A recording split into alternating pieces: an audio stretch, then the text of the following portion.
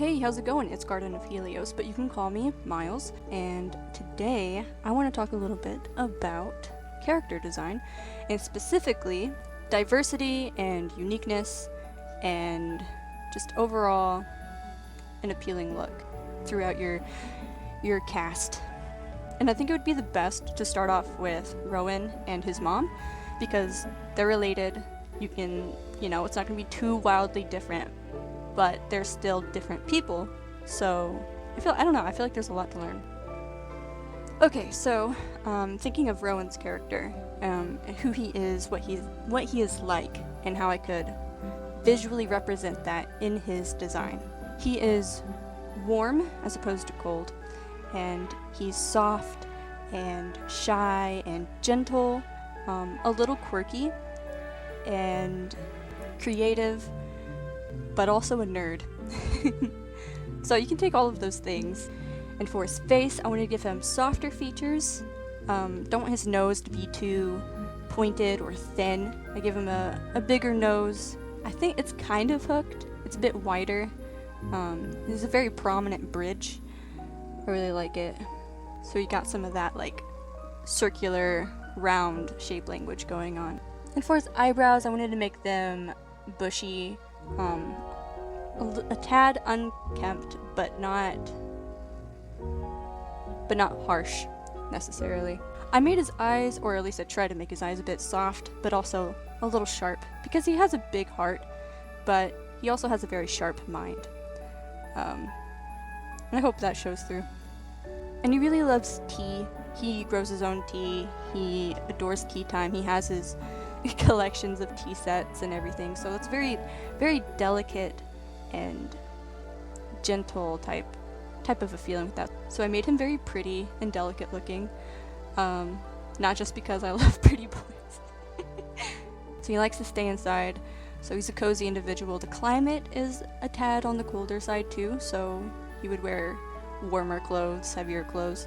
So he really likes to wear sweaters, knitted sweaters, kind of a light academia type of aesthetic, because his lifestyle is it's kind of cottagecore, but his mom is a professor, so there's some heavy themes of academia throughout the house with like books and other botany instruments. I don't fucking know. So he has two coats, two layered coats. One is a corduroy jacket, and one is, I'm not sure what kind of material it is. It might just be like a cotton, I don't know what type of coat it is. I don't know, but it's long. And I wanted to do the layering, so it's kind of like a little bit messy looking, a little bit unorganized, because I feel like he is more of an unorganized type of person.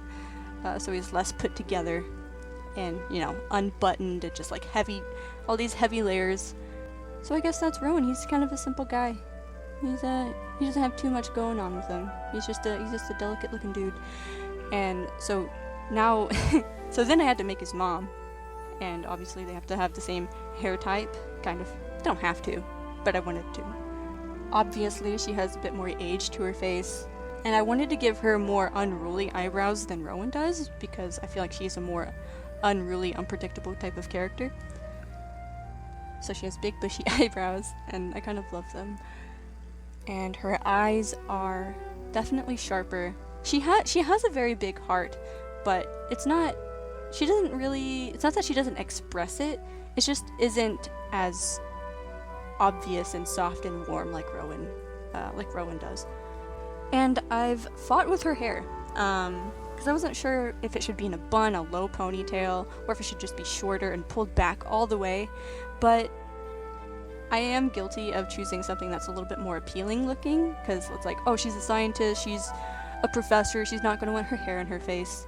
But it kind of, let's be real, it's a little boring sometimes. So I wanted her crazy hair to be framing her face, and it's very beautiful, very curly, and I put it in a high ponytail because she's a very high energy person. She does not stop talking. She's very excited, and just really wanted people to be able to see like how wild her hair is, and I feel like it appropriately reflects her personality.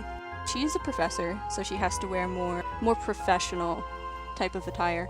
And she has a more masculine type of fashion sense, even though she does identify as a woman. She just has a more masculine taste. She'll wear a skirt, but she's not the biggest fan of it. She doesn't they don't necessarily she would wear it for practicality, but not for fashion or because it makes her feel good. And I gave her a vest. I feel like it's pretty classy. It's very put together looking in my honest opinion. And she is someone who does have her life together, even though she is very unorganized and wild. She knows what she's doing, and she's a very successful woman. I did give her a woman's belt as opposed to a man's belt. Whatever. Fucking gendered belts, whatever. I gave her a skinny belt, right? Skinny belt. Despite her having a more masculine fashion sense. I just feel like she's not full on butch. Something about it just feels right.